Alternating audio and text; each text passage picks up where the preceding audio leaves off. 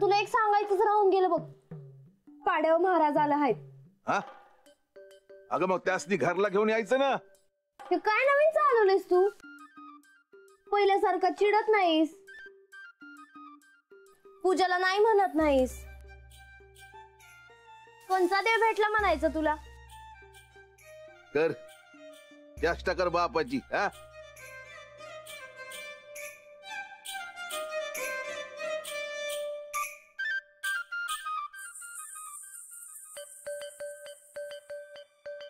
ज्या देवानं तुला ही बुद्धी दिली त्याचं ऋण म्या कसं फेडू? बानू अगं तू काय सांगत होतीस आणि आता तू काय बोलतीस? हा ते सांगायचंच राहून गेलं. महाराजांनी मला एक व्रत दिलं आहे. ते मला म्हणले की मी आज जर हे व्रत पूर्ण केलं तर मला खंडेराय भेटतील. अरे तुझ्या पोरीचं लगीन म्हणजे फार मोठा योग असणार आहे बाबा. त्यासाठी नवरा शोधाया तुला कुठं बी जावं लागणार नाही. तर तोच इथे पाड्यावर येऊन तिच्याशी लगीन करणार. भविष्यात तुला भेटायचं असेल तर कुठं भेटशील? अरे मला कशाला भेटतो? तुझ्या पोरीचं तर देव ऐकतो. तिला सांग.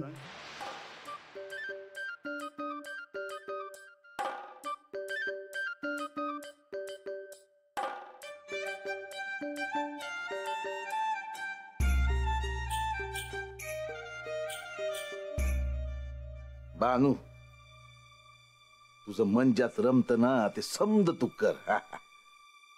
पर एक ध्यानात घे, अशी कुठली मनाला आस लावून बसू नकस. वय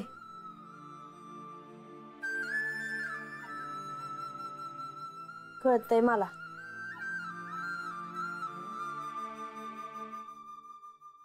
माझं म्हणणं इतकंच आहे की हे व्रत पूर्ण करायला मला बक्कळ हिरवी पानं हवी आहेत.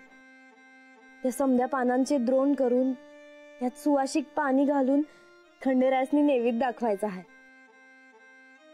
तर मला तू ती पानं आणून दे.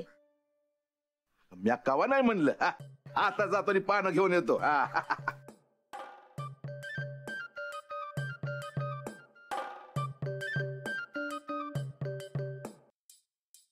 बानू मी काय म्हणतो, तू माझ्या संगती आली असतीस ना आता काम लवकर झालं असतं. बर थांब. आजा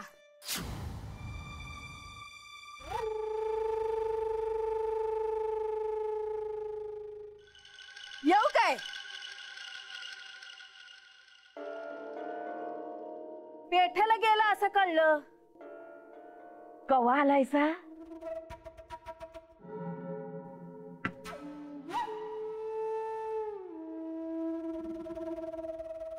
आजा रंगाची वागलाय ना ती कानावर आलाय माझ्या.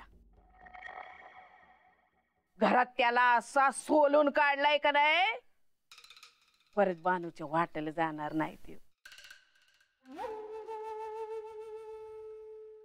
अरे दोघ बी लहानाचे मोठे झाले ना या पाड्यावर. समज नाही त्याला, अजून लहानच आहे त्यो. 9 महिने पोटात वाढवलंय म्हणून सांगते. कसा बी वागला का नाही, पाप नाही त्याच्या मनात. अरे मनानं राजा आहे लेक माझा.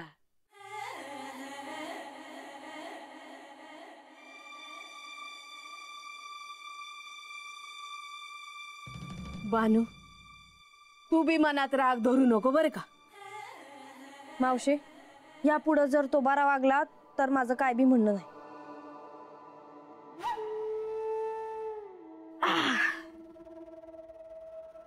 आजा लई गुणाची पोर आहे तुझी. अरे ज्याच्या घरात जाईल ना त्याचं सोनं करील सोनं. ए शेवंता, आम्ही जरा चाललोय रानात. आता तू जे काही म्हणलीस ना ते समज कळलं मला. रंग्याला समजावून सांग म्हणजे झालं. येऊ का? येते मावशी. हा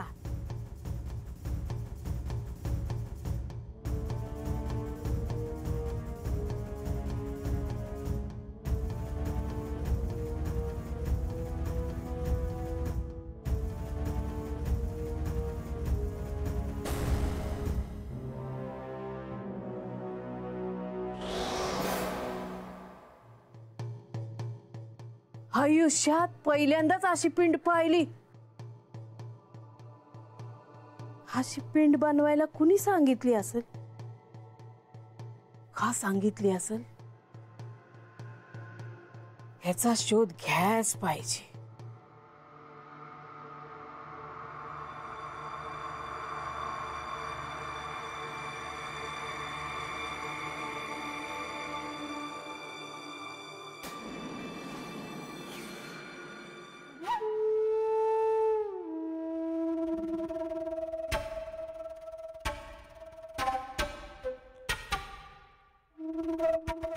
लई मोठी गोष्ट आहे ही. आता माझ्या लक्षात आलं, पाड्यावर येणार महाराज पानूला का भेटत्यात ती.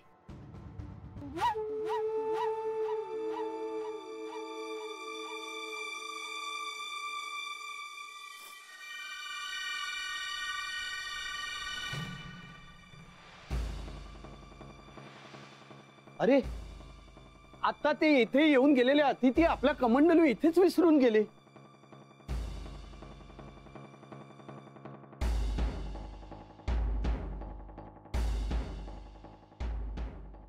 मायानंदा, मायानंदा लवकर बाहेर या. अहो काय काय झाले काय? मायानंदा हो चमत्कार झाला. आता जे अतिथी आपल्याकडे येऊन गेले ते आपला कमंडलू इथेच विसरून गेले. त्यात पाण्याऐवजी तुळशी पत्र आहेत. मला वाटलेच होते की ते अतिथी नक्कीच दिव्य पुरुष असणार. आणि अशा अतिथींचा माणसाने अवमान केला. अरे जा लवकर त्या अतिथींना शोधून आण. होय होय. मायानंदा, अहो कोण असतील ते अतिथी? कोणाच ठाऊक.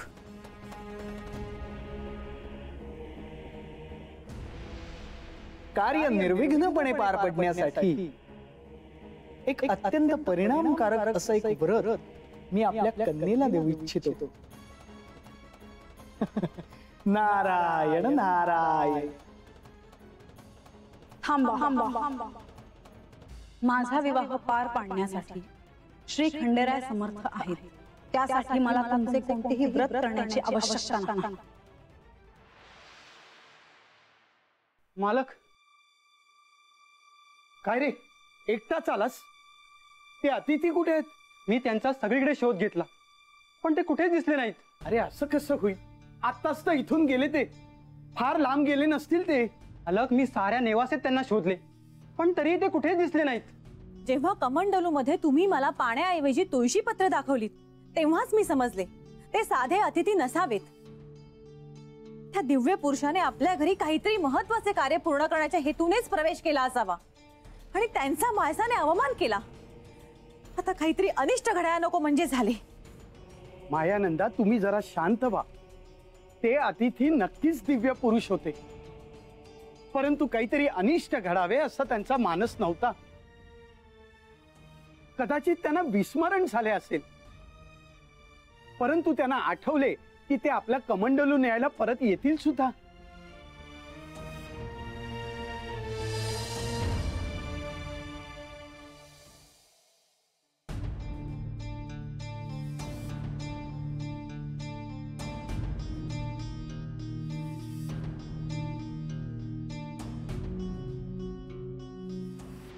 नारायण नारायण.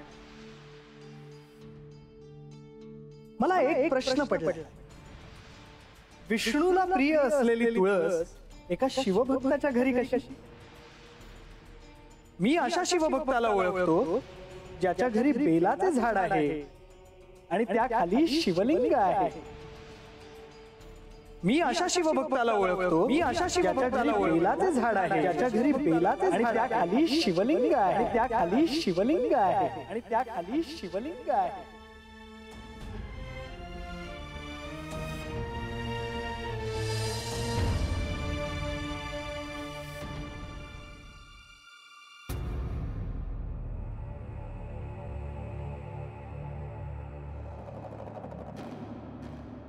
बोलावे. मला एक गोष्ट सांगायची आहे. आता एक अतिथी येऊन गेले ते असतील कोणीतरी तपस्वी. आम्ही त्यांचे व्यवस्थित स्वागत केले. आता मध्यान्ही एखादा माणूस घरी आल्यावर त्याला जेवल्याशिवाय कसे पाठवणार? आणि आपण त्यांना सागर संगीत भोजन दिलेत. हो, त्यांचं एवढं स्वागत करूनही त्यांची एक गोष्ट मात्र मला अजिबात आवडली नाही. असे काय केले त्यांनी? आल्यापासून त्यांचे नारायण नारायण नारायण असे म्हणणे सुरूच होते. आणि पुढे काय झाले? हे शिवभक्ताचं घर आहे हे त्यांना कळलं. मग एका शिवभक्ताच्या घरात नारायण नारायण नारायण असं सतत म्हणून डिवचण्याचं कारण काय? आणि आपलं लग्न नीट पार पडावं म्हणून ते मला एक व्रत सांगणार होते. कशाला? आधी मला सांगा की काय झाले. तुम्हाला तर माहितीच आहे, आयुष्यभर मी तुमच्याशिवाय दुसऱ्या कोणाचंही ध्यान केलं नाही, नाव घेतलं नाही. असे असताना मला माझ्या समोर दुसऱ्या कोणाचं नाव घेतलेलं आवडणार नाही. आणि हो, ते जाताना असंही म्हणाले की आपण जर शिवभक्त असाल तर आपल्या अंगणात तुळस कशी? की कोणा एका शिवभक्ताच्या दारात बेलाच्या झाडाखाली शिवलिंग आहे. असा शिवभक्त तुम्हाला माहिती आहे का? आणि त्या शिवभक्ताची आणि माझी तुलना त्यांनी का करावी?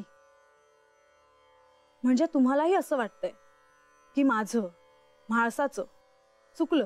होय, तुळशीपत्र आणि बेलपत्र ही दोन्हीही भिन्न प्रतीक आहेत, परंतु तत्व एकच. त्रिमूर्तीच्या ठिकाणी असलेले परमतत्व एकच आहे आणि आपण ते ओळखावे. अशा अतिथीचा अपमान केला असल्यामुळे आपल्याला प्रायश्चित्त घ्यावे लागणार. याचा अर्थ माझ्याकडून चूक झाली असंच ना? ठीक आहे, तुम्हाला जर वाटतंय की माझं चुकलंय तर मी घेते प्रायश्चित्त. सांगा, मी काय प्रायश्चित्त घेऊ? आपणच ते ठरवा. यथाशक्ती जे योग्य वाटेल तसे प्रायश्चित्त घ्यावे.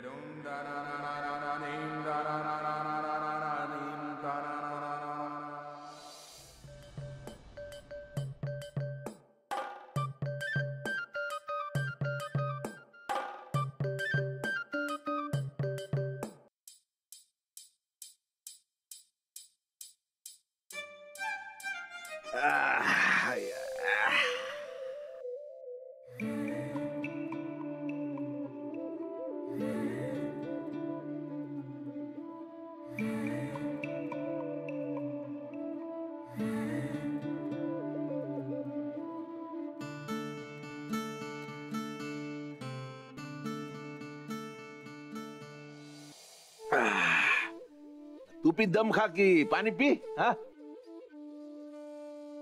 अरे असं काय बोलतोयस? वरत पूर्ण झाल्या बिगर म्या पाणी बी प्यायची नाही. आणि म्या आधी पाणी प्यायलं तर खंडेरासनी कसं वाटल?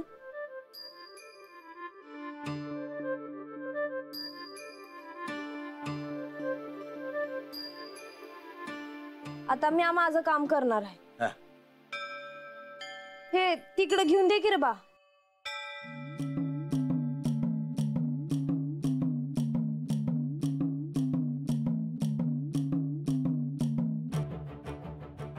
चैत्र शुद्ध पौर्णिमेला हे व्रत सुरू करून फाल्गुन मासापर्यंत तुला हे व्रत करायचं.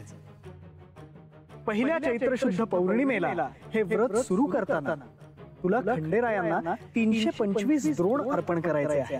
या 325 द्रोणांमध्ये तुला सुगंधी जल खंडेरायांना अर्पण करायचे आहे.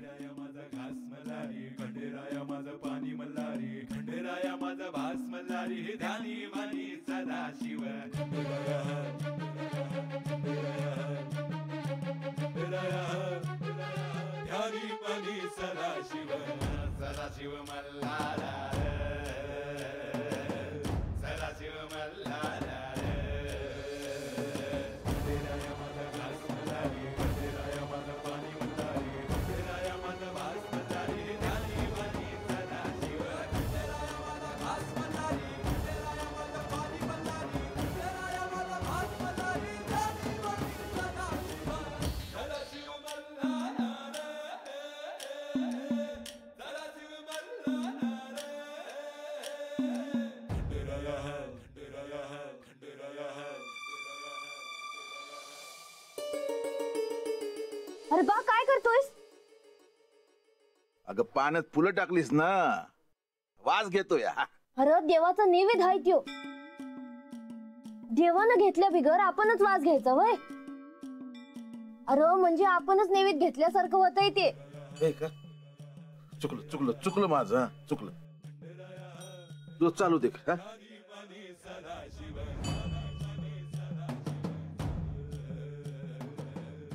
काही लागलं सवरत हाक मार्ग. हा वय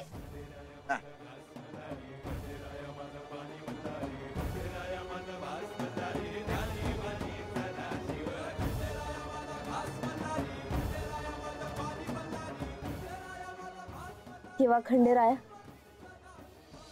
मला जमल तसं तुझं व्रत करते आहे. काही चुकलं तर सांभाळून घे.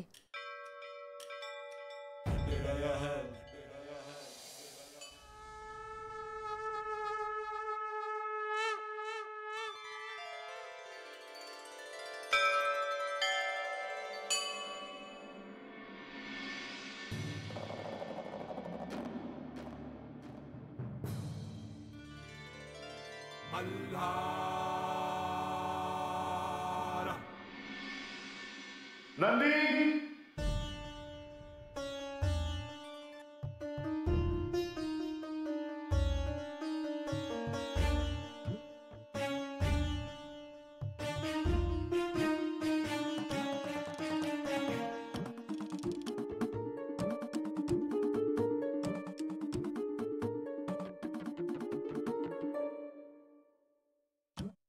देवा, काय सेवा करू आपली?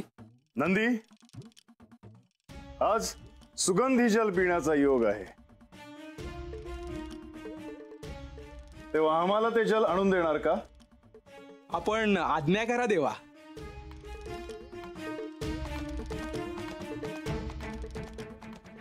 चंदनपुरीच्या जंगलाजवळ एक धनगर वस्ती आहे. तिथे बानू नामक कन्या राहते, जी आम्हाला सुगंधी जल अर्पण करणार आहे. तिला भेटल्यावर तुला कैलासातल्या पार्वतीच्या सखीचे म्हणजेच जयाद्रीचे स्मरण होईल. परंतु तिला या संदर्भात काही न सांगता तिने अर्पण केलेले जल घेऊन ये. होय देवा. नंदीला या संदर्भात काही सांगितले नसते आणि त्याने जर बानूला सर्व सांगितले असते तर काय झाले असते? मार्तंड भैरवे नमः. ओम भवये नमः. ओम रुद्राय नमः. ओम मार्तंड भैरवे नमः. ओम शिवाय नमः. मासा हे काय चालवलंय तू नव्याने? अहो, तुम्ही थांबा जरा. मायसा, बाळा, असा हट्ट योग्य नव्हे. नाही बाबा, हे माझे प्रायश्चित्त आहे. अगं पण आम्ही कुठे काही बोललोय का?